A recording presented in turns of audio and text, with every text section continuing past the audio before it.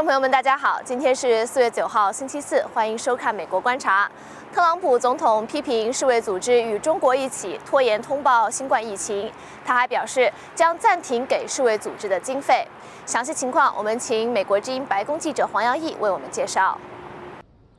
直到4月8号星期三的中午为止，美国境内因为新型冠状病毒而确诊的人数已经高达了40万人，而死亡人数呢也已经达到了1.3万人。我们知道了，之前根据白宫新型冠状病毒工作小组的估计，如果每一个美国人都能够达到100%尽善尽美的防疫措施的话，最终死亡人数可以控制在10万人到24万人之间。不过呢，目前我们看到还有很多州并没有实施让民众留在加州的政策，像是威斯康星州呢，甚至在星期二还举办了选举投票。特朗普总统在推特上还鼓励大家出门去投给共和党人，这个造成了许多人不得不在投票所外聚集在一块的情况。那么，根据美国的电视台 CNN 在4月8号的民调，每5个人美国人当中就有1个人说他们自己认识已经确诊新冠病毒的人。此外呢，有46%的美国人说自己或是家里的人有可能会感染新冠病毒。而社会经济地位越低的人呢，对于能够获得治疗的机会越是没有信心。特朗普总统他在星期二晚上的白宫新闻简报会上呢，则是批评了世界卫生组织。我们看一下特朗普总统是怎么说的。The WHO, that's the World Health Organization, receives vast amounts of money from the United States, and we pay for a majority, a biggest portion of their money. And they actually criticized and disagreed with my travel ban at the time I did it. And they were wrong. They've been wrong about a lot of things. And they had a lot of information early, and they didn't want to, they seemed to be very China-centric. And we have to look into that. So we're going to look into it. We give a majority of the money that they get. And it's much more than the $58 million is a small portion of what they've gotten over the years. Sometimes they get much more than that. Sometimes it's for programs that they're doing, and it's much bigger numbers. And if the programs are good, that's great as far as we're concerned. But we want to look into it. World Health Organization, because they really are. They called it wrong. They called it wrong. They missed the call. They could have called it months earlier. They would have known, and. They should have known, and they probably did know. So we'll be looking into that very carefully. And we're going to put a hold on money spent to the WHO. We're going to put a very powerful hold on it, and we're going to see. It's a great thing if it works, but when they call every shot wrong, that's no good. I can only say that with regard to us, they're taking a lot of heat because they didn't want the borders closed. They called it wrong. They really called, I would say, every aspect of it wrong. So until the funding freeze. I'm not happy about it. Look, we fund it. Take a look. I mean, go through step by step. They said there's no big deal, there's no big problem, there's no nothing.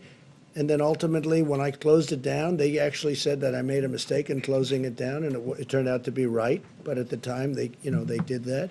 So we're just going to take a look at it. We fund it, and they seem to be, I said recently in social media, I said they seem to be very China-centric.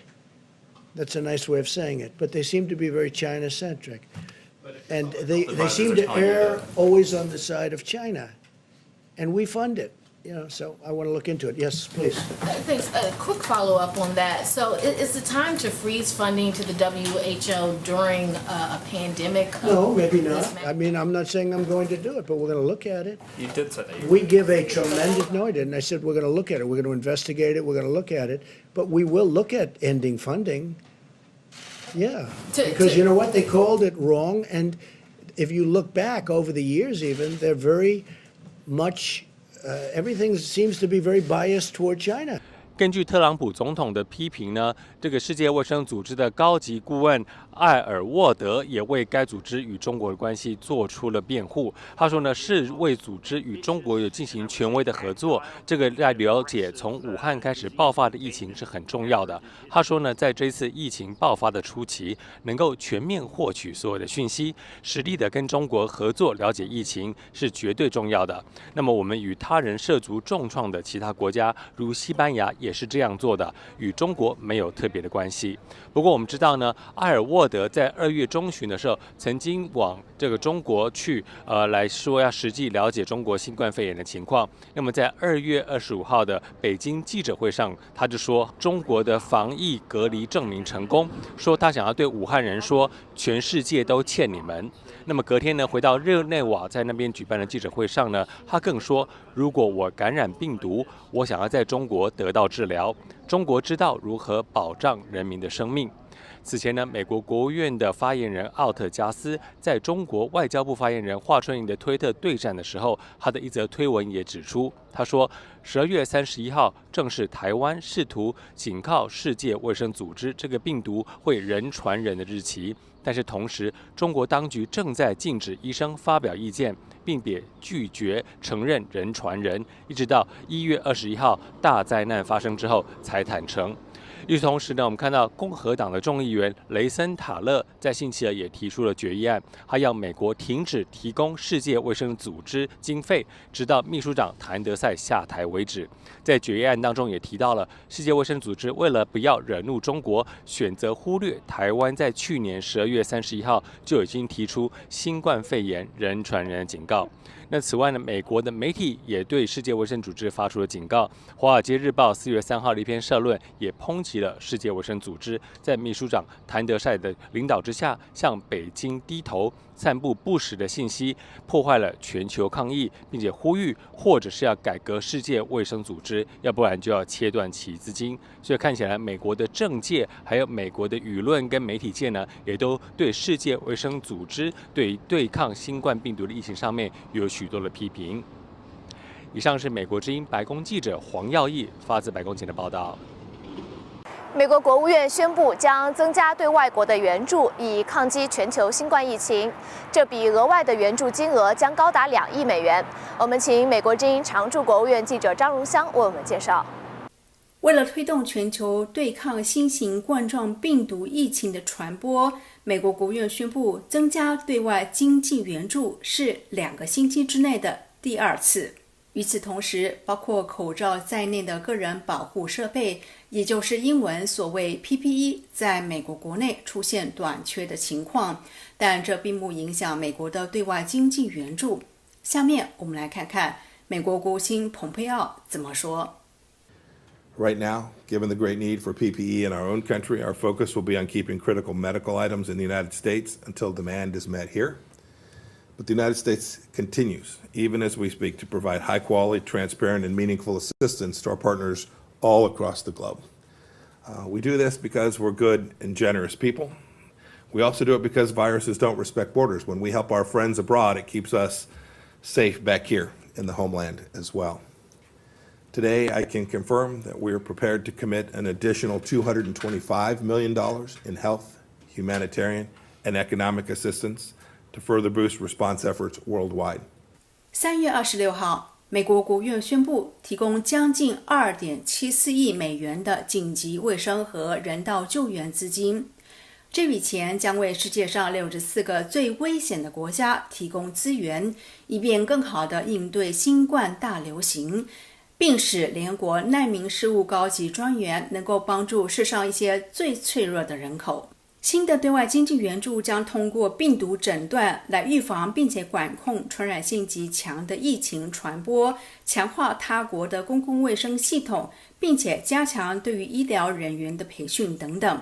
以上是美国之音常驻国务院记者张荣香的报道。美国国会多名共和党参议员星期二致函联合国，反对让中国驻联合国日内瓦公使蒋瑞进入联合国人权理事会协商小组的决定。我们来看美国之音国会记者李玉华的报道。在美国国会共和党联邦参议员科宁的率领之下，一共有7位的共和党联邦参议员星期二联名致函联合国秘书长古铁雷斯，针对中国常驻联合国日内瓦办事处公使蒋端被任命为联合国人权理事会协商小组成员的决定表示反对。蒋端所被指认的这个职位，将在任命至少17位人权调查员以及审查媒体自由、观众朋友们，大家好，今今天是4月9号，星期四，欢迎收看《美国观察》。议员们在他们的联名信当中说到，我们对于这项任命表示失望和反对。除了在新冠病毒疫情爆发的处理上蓄意欺骗和严重疏失之外，中国还针对新疆维吾尔穆斯林群体犯下了广泛且有据可查的践踏人权案件。议员们还在信中说，中国不应该在人权理事会当中占有如此威望和影响力的职位。中国在国内外都从事了最恶劣的侵犯人权行为，因此恳请联合国为了共享的自由价值和尊严，采取行动进行干预，将蒋端在联合国人权理事会协商小组的任命暂停，并恳请所有成员国以最强烈的方式谴责中国共产党侵犯人权的行为。此外，美国国会汤姆兰波斯人权委员会的共同主席、共和党联邦众议员史密斯也在4月5号消息公布的第一时间发表声明，不在投票所外。联合国人权理事会协商小组成员的决定。史密斯在他的声明当中说道：“中国的人权记录显示，其有系统的虐待宗教及少数民族。在中国自己的记录得到清算之前，没有任何理由授权中国政府官员来调查侵犯人权的行为。”史密斯还呼吁，应该就中国在联合国机构和其他国际组织日益增长的作用，以及试图影响美国和其他国家的政治进行调查。此外，非政府组织联合国观察也表示，由中国官员来担任联合国人权理事会协商小组成员没有且不道德的。联合国观察组织还敦促联合国秘书长古铁雷斯以及其他有关官员尽快的废止这项人事安排。以上是美国之音记者李一华、钟瑞哲在华盛顿的电视报道。南苏丹星期天宣布了首个新冠病毒确诊病例，但是多年的内战和资金不足，使得这个世界上最年轻的国家医疗体系非常的脆弱。来看报道。南苏丹上星期关闭机场和边界之前，一直在采取一些预防新冠病毒的措施，但是来自联合国和其他援助组织的频繁国际运输使该国处于危险之中。联合国一名工作人员最先确诊了新冠肺炎。南苏丹第一副总统里克马查尔领导一支新冠病毒工作队，以阻止该病毒进一步传播。The high-level task force has put in place relevant public health measures over the past 2 weeks. Social distancing, as you can see between us now, social distancing is the only way we can minimize the risk of contracting and transmitting the disease. 但是在朱巴的街道上，社交距离并不是挣扎求生的人们的选择。In fact, it will be very difficult for a country like my country, South Sudan, because here we are lacking a lot of things. In fact, like water, we need to gather some time to collect some water, and then market even. We are going to the market, and then there is a lot of crowd there, so that is our only solution.